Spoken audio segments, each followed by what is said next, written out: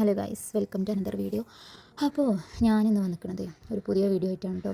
പിന്നെ മുന്നത്തെ വീഡിയോ നിങ്ങൾ വ്ളോഗ് കണ്ടിട്ടുണ്ടാവും, മനസ്സിലാവും കേട്ടോ. വ്ളോഗ് മാതിരിയല്ല, പക്ഷേ ഞാൻ എൻ്റെ ഒരു കാര്യങ്ങളൊക്കെ പറഞ്ഞിട്ടുള്ളൊരു ഇത് കേട്ടോ.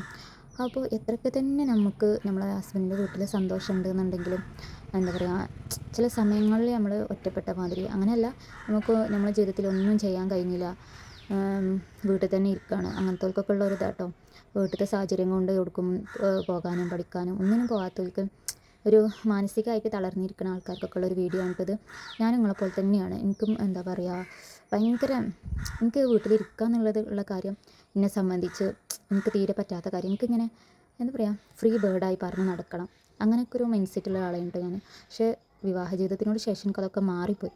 അങ്ങനെ ഒരു ഘട്ടത്തിയപ്പോൾ എനിക്ക് എന്താ പറയുക, പ്രസവശേഷം പോസ്റ്റ്മോർട്ടം ഡിപ്രഷൻ ഉണ്ടായിന്. അതേപോലെ എല്ലാതരം ഡിപ്രഷനിലൂടെ ഞാൻ കടന്നു പോയതാണ്. ഞാൻ ഇടയ്ക്കൊക്കെ യൂട്യൂബിലത്തെ വീഡിയോസിലൊക്കെ കണ്ടിട്ട് എന്താ പറയുക, എൻ്റെ മൈൻഡ് മാറ്റാൻ ശ്രമിച്ചിരുന്ന ഒരാളാണ് കേട്ടോ ഞാൻ.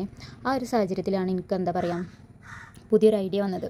സോ എത്രയൊക്കെ തന്നെ ആയാലും ഓരോരുത്തരും മോട്ടിവേഷൻ കഥ കേട്ടാലും നമുക്കതിൽ നിന്നൊരു മോചനം കിട്ടില്ല. നമ്മുടെ ജീവിതത്തിൽ നിന്ന് നമ്മളായിട്ട് തന്നെ എന്താണ് ഒരു പരിഹാരം നമ്മൾ തന്നെ കണ്ടെത്തുമ്പോഴേ നമുക്കതൊരു സൊല്യൂഷനായിട്ട് തോന്നുള്ളൂ കേട്ടോ.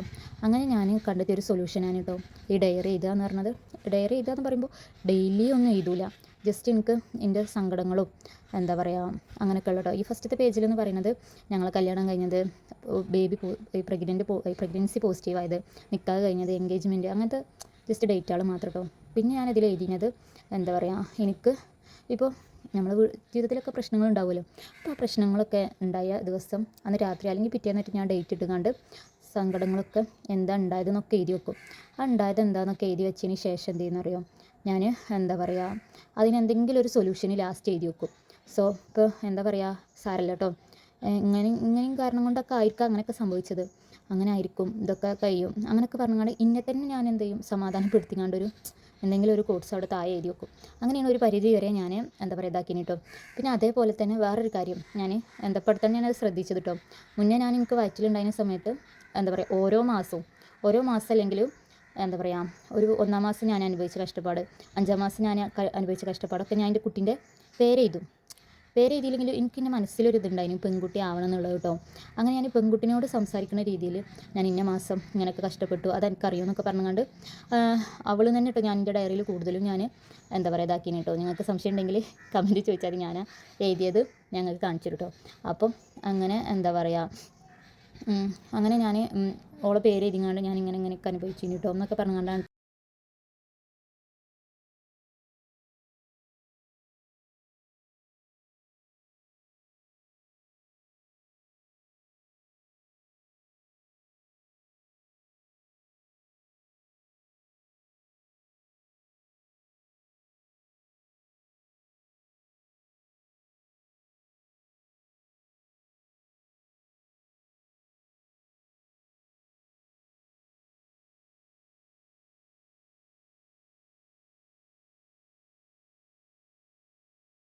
ഓരോ മാസത്തിലും ഞാൻ ഇത്രയൊക്കെ അനുഭവിച്ചെന്നൊക്കെ പറഞ്ഞ് അങ്ങനെയൊക്കെ നോട്ട് ചെയ്തിട്ടോ. പക്ഷേ പിന്നെ ഒരു ഇത് കഴിഞ്ഞപ്പോൾ ഞാനത് വിട്ടു. പ്രസവശേഷം അതൊക്കെ ഞാൻ അങ്ങനെ എഴുതുന്ന കാര്യങ്ങളൊക്കെ ഞാൻ മറന്നു പോയിട്ടോ. പിന്നെ 2-3 ദിവസം കഴിഞ്ഞ് ഇപ്പോഴത്തെ തന്നെ ഞാൻ ഈ ഡയറിയൊക്കെ തപ്പിയെടുക്കണം തന്നെ. അപ്പോൾ പക്ഷേ ഞാൻ അതിൽ അഞ്ച് ഡെലിവറി കഴിഞ്ഞ സമയത്ത് എഴുതിയിട്ടില്ല. പിന്നെ 5-ാം മാസമായി എന്ന് പറഞ്ഞുകൊണ്ട് എഴുതിയൊരു പേജുണ്ട്. അങ്ങനെ 3-ാം മാസമായി ഇപ്പോൾ എനിക്ക് 90 കഴിഞ്ഞെന്നൊക്കെ പറഞ്ഞ് എഴുതിയിട്ടുണ്ട്. പിന്നെ ഒരു 5-ാം മാസമായി ഇപ്പോൾ എനിക്കെന്നൊക്കെ പറഞ്ഞ് അങ്ങനെ എഴുതിയിരിക്കണോ, അങ്ങനെ അതൊന്നും കൂടെ എഴുതിക്കണം കേട്ടോ. അത്ര എഴുതിയിട്ടുള്ളൂ ഇനി. അപ്പോൾ അടുത്ത മാസം ആകുമ്പോഴത്തേനും 1 വയസ്സാവാൻ പോവാണ്. അപ്പോഴാണ് ഞാൻ വിചാരിച്ചത് ഇതൊരു നല്ലൊരു ഐഡിയ ആണല്ലോ, ഇനി ഇത് കുറച്ച് വലുതാകുമ്പോൾ ഇത് വായിക്കാൻ കൊടുക്കാം, അങ്ങനെ ഒരു മൈൻഡ് സെറ്റിൽ അങ്ങനെ എനിക്ക് തോന്നി. എൻ്റെ ഒരു പരിധി വരെ എൻ്റെ സങ്കടങ്ങളൊക്കെ ഈ ഒരു ബുക്കിന് കുറക്കാൻ കഴിയുമെന്ന്. കാരണം ഇപ്പം എൻ്റെ വ്ളോഗ് കണ്ടോൽക്കറിയാം, ഞാൻ ഓളുണ്ടാകുമ്പോൾ എങ്ങനെയൊക്കെ പഠിച്ചിരുന്നതെന്നും എത്രത്തോളം ഞാൻ കഷ്ടപ്പെട്ടിക്കണേ പഠിക്കാനെന്നുള്ളതെന്നൊക്കെ എൻ്റെ വ്ളോഗ് കണ്ടോൽക്ക് മനസ്സിലാവും കേട്ടോ. അപ്പം എന്തൊരു കാര്യമാണെങ്കിലും ഞാൻ എന്താ പറയുക, ഇങ്ങനെ ചെയ്യണോണ്ടാണ് എനിക്കെന്താ എൻ്റെ ഒരു മാനസിക, ഇപ്പോൾ എനിക്ക് എത്രയൊക്കെ തന്നെ ആയാലും ഇപ്പോൾ ലാസ്റ്റ് എക്സാമൊക്കെ ഞാൻ തോറ്റ് തുന്നം പാടിയിരിക്കണ്. പക്ഷേ വിട്ട് കൊടുക്കാൻ എനിക്കൊരു മനസ്സിലാവും, ഇതിപ്പോൾ പഠിച്ചില്ലെങ്കിലും വേണ്ടില്ല, വെറുതെ ഇരിക്കാനാവില്ല, എന്തെങ്കിലുമൊക്കെ ഒന്ന് ചെയ്യുക. എന്താ പറയുക, എന്തെന്നെ ആയിക്കോട്ടെ, വെറുതെ എന്തിനാണ് നമ്മളെ ലൈഫ് നമ്മൾ കളയണത്. അത് കരുതിയിട്ട് മാത്രമാണ് കേട്ടോ ഞാനിങ്ങനെ ഒരു ഓപ്ഷൻ തന്നെ തിരഞ്ഞെടുത്തത്. അതിലൊന്നാണ് എൻ്റെ ഡിഗ്രി.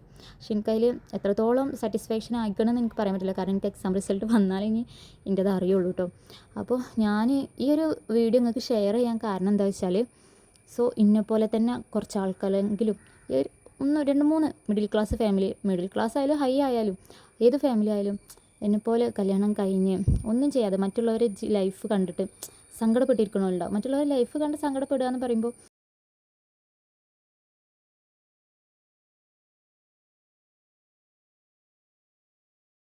കല്യാണം കഴിയാത്തവരുണ്ടാവുമല്ലോ, ഓലെ കണ്ടിട്ട് ഓലൊക്കെ എത്ര ഭാഗ്യാലേ, എന്താ പറയുക, അങ്ങനെയൊക്കെ ചിന്തിക്കണമല്ലോ. കല്യാണം കഴിഞ്ഞിട്ടില്ലെങ്കിൽ എനിക്ക് ഇങ്ങനെയൊന്നും സംഭവിക്കില്ലല്ലോ, അങ്ങനെയൊക്കെ വിചാരിച്ച് നമ്മൾ സങ്കടപ്പെടൂലേ. അപ്പോൾ അങ്ങനത്തെവർക്ക് വേണ്ടിയിട്ടാണ് കേട്ടോ എന്താ പറയുക ഞാൻ ഈ വീഡിയോ ഒന്ന് ഇങ്ങനെ ചെയ്യാമെന്ന് വിചാരിച്ചത്.